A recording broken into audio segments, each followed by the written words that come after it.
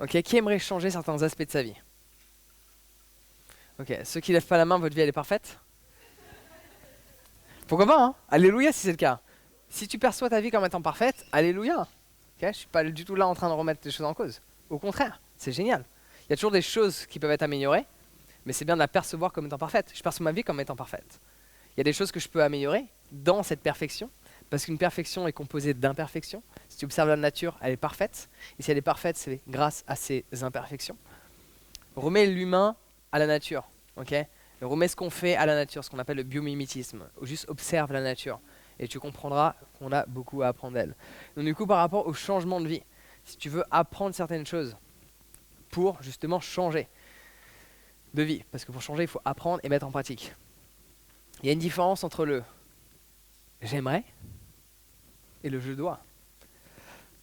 Le j'aimerais, généralement, il fait pas grand-chose, hein. J'aimerais changer de vie. Ok? J'aimerais apprendre l'italien. Come stai? Da dove vieni? Ah, da quanto tempo sei qui? Wow. Ok.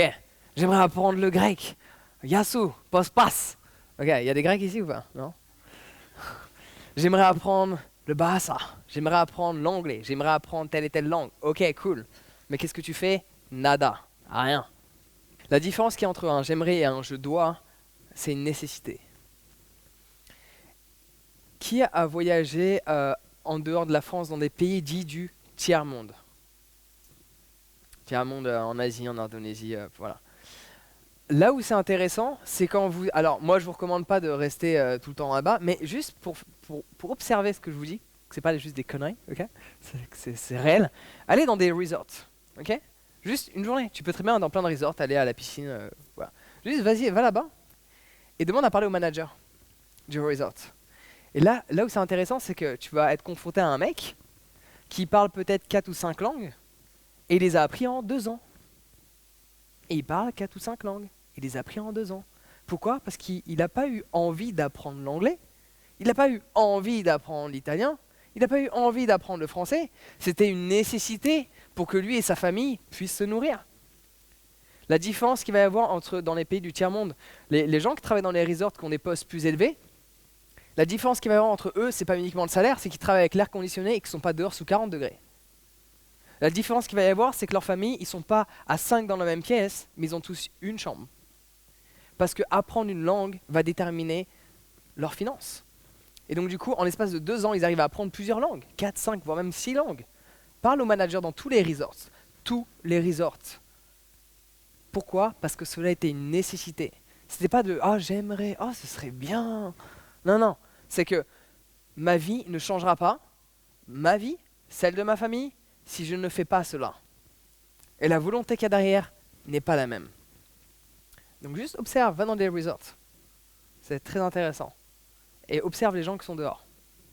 La différence, c'est le nombre de langues qu'ils parlent. Et d'autres aspects aussi. Mais donc du coup, on en vient au standard de vie. Si tu veux changer ta vie, il y a des choses qu'il faut que tu supprimes de ta vie. Il n'y a rien d'aussi puissant que de supprimer.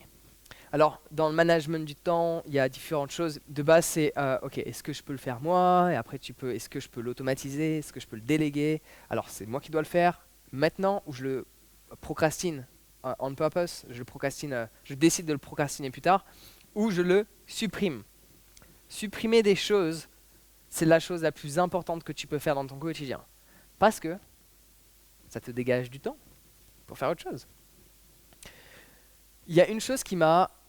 Parce que j'ai ressenti toutes ces émotions en mode ça me perturbait, et pour changer ma vie, j'ai travaillé dans l'événementiel et dans la restauration. Et donc du coup, je finissais souvent à 2h du matin, 3h, parfois plus. Généralement, mes horaires, je finissais vers 2h du matin, mais je commençais tôt. Je faisais du 14h dans la journée. Chose qui n'est pas légale en France, mais dans la restauration événementielle, c'est des choses qui arrivent. Le taux horaire en France, je crois, il est à 10 maintenant. Avant, il était à 11 max. Ça a légèrement changé.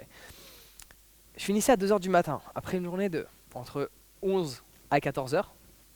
Et je me tapais 2h30 de putain de noctilien pour rentrer chez moi. J'ai fait ça pendant près de 7 mois. Tous les soirs, enfin 6 soirs par semaine. Et à un moment donné, je m'ai pris une décision. Plus jamais de ma vie, je ne prendrai ce putain de bus. Pourquoi? Parce que j'ai appris à ressentir la douleur que j'avais après une grosse journée de travail, à avoir couru dans tous les sens, de prendre un noctilien qui va prendre plus ou moins 2h30 pour venir chez moi, parce qu'il y a plein de gens bourrés et ça crée des problèmes et le Noctilien est en retard, parce que généralement il y a cet aspect-là, à 2h du matin sur Paris. Donc j'ai pris la décision de faire une croix de ma vie de Noctilien. Parfois, il faut accepter de supprimer certaines choses et dire ça, j'en veux plus. Attention à ce que tu tolères. À un moment donné, tu vas peut-être l'accepter. C'est triste, mais pourquoi une femme se fait battre et reste avec son mari? Elle a toléré une fois. Elle a toléré 2 fois. Elle a toléré 3 fois. Elle a toléré 4 fois. Je peux continuer comme ça pendant un petit moment. Jusqu'au moment où elle a accepté. Attention à ce que tu tolères, tu risques de l'accepter. Fais attention à ce que tu tolères. Il n'y a personne qui m'insulte dans mon quotidien. Tu m'insultes, je fais une croix sur toi. Je m'en bats les couilles de qui tu es.